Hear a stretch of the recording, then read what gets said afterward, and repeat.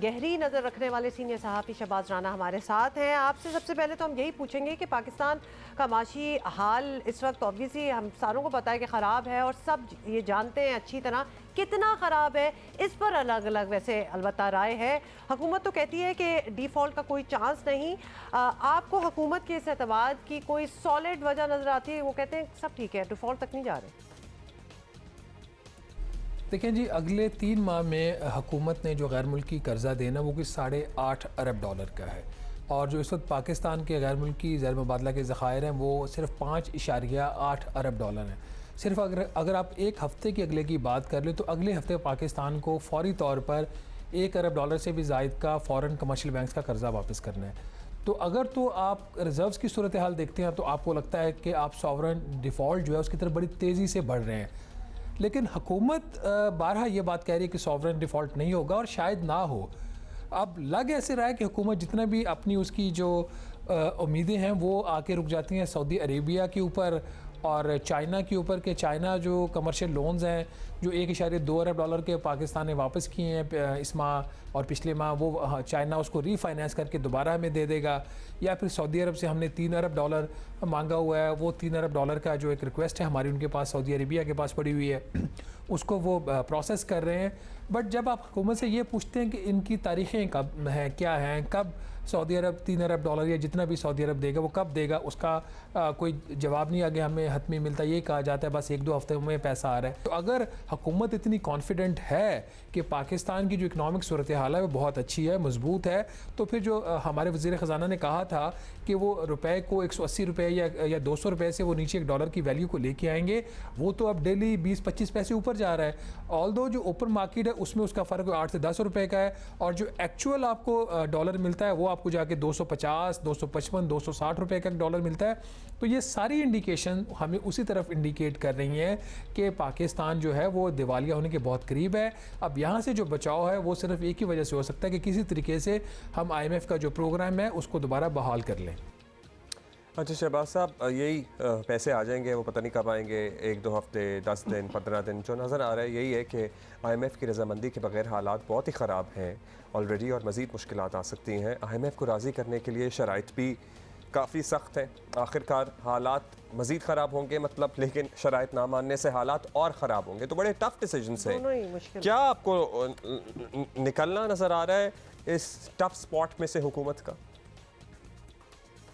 देखिए, IMF के programme की जो बहाली है उससे शायद उतना नुकसान पाकिस्तान को और उसके अवाम को ना हो जितना एक हुकूमत के इन एक्शन की वजह से हो रहा है।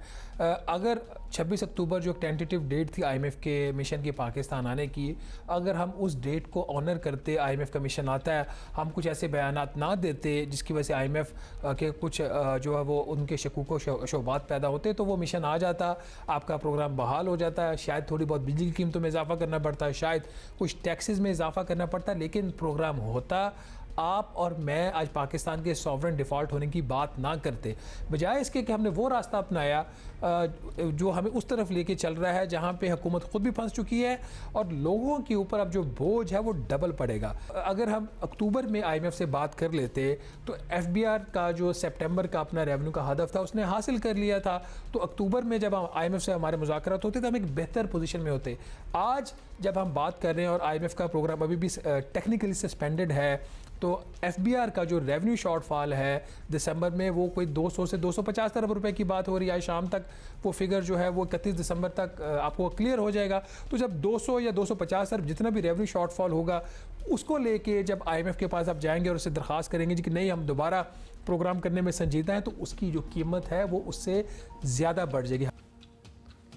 अच्छा, इसमें तो अब बहुत सी बातें आ जाती हैं कि जैसे कि करना क्या है, क्योंकि ये बात बहुत हो चुकी कि हम इस हालत तक कैसे पहुँचे, किसका कसूर है, ये सब कुछ तो हो गया। अब तो ये बात होनी चाहिए कि हाल ठीक कैसे करना है। अब नए साल में बेहतरी लानी तो है, क्या तमाम सियासी जमातों के एक पेज पर आए बिना, किसी मिसाक जमहूरियत के बिना ये मुमकिन होगा? देखिए, मैं चार्टर ऑफ इकोनॉमी या चार्टर ऑफ डेमोक्रेसी को मैं इसलिए नहीं मानता कि ये तमाम जो पॉलिटिकल पार्टीज़ हैं ये इनकी अपनी अपनी आइडियोलॉजीज़ हैं, इनके अपने अपने इनके वोट बैंक्स हैं, इनका सोच का अंदाज़ मुख्तलिफ है और यही एक डेमोक्रेटिक सेटअप की पहचान होती है। आप कैसे ये सब पार्टीज़ को कहेंगे जी कि वो अब एक पार्टी है वो प्राइवेटाइजेशन के हक़ में है, एक उसके ख़िलाफ़ है, तो आप कैसे दोनों पार्टीज़ को कहेंगे जी आप प्राइवेटाइजेशन के एजेंडा पे मुत्तफिक हो जाएं? फिर फ़र्क क्या रहेगा दोनों में? पाकिस्तान के अंदर इकनॉमिक जो पॉलिसीज़ हैं, अगर आप 1988 से देखें तो जिस किस्म के स्ट्रक्चरल प्रोग्राम्स IMF पाकिस्तान को दे रहा है, पाकिस्तान की economic policies under the IMF programme वो तकरीबन एक जैसी ही रही हैं। वो उन्होंने IMF ने एक अपना गोल सेट किया हुआ है, वो हर प्रोग्राम में उस गोल की तरफ आहिस्ता आहिस्ता बढ़ रहे हैं और हमें रियलाइज़ नहीं हो रहा। चाहे पीपल्स पार्टी की हुकूमत थी, चाहे नून लीग की पिछली हुकूमत थी और ये वाली हुकूमत, चाहे PTI की हुकूमत थी, तमाम ने IMF की शराइत को माना है। तो चार्टर ऑफ इकॉनमी इन अ वे तो आपको जब ज़रूरत होती है आप IMF के प्रोग्राम में चले जाते हैं, वो पॉलिसीज़ आप इम्प्लीमेंट कर रहे हैं। मसला वहाँ पे पैदा होता है जब IMF का प्रोग्राम ख़त्म हो जाता है, कोई भी हुकूमत हो रही है। हमने PTI के केस में भी देखा और PMLN के केस में भी देखा, जैसे ही IMF का प्रोग्राम ख़त्म हुआ या सस्पेंडेड हुआ तो हमने फिर वो जो शाही तरीके से ख़र्चे करना शुरू कर दिए, आपने अपना लग्जूरियस जो लाइफस्टाइल है उसको दोबारा स्टार्ट कर लिया।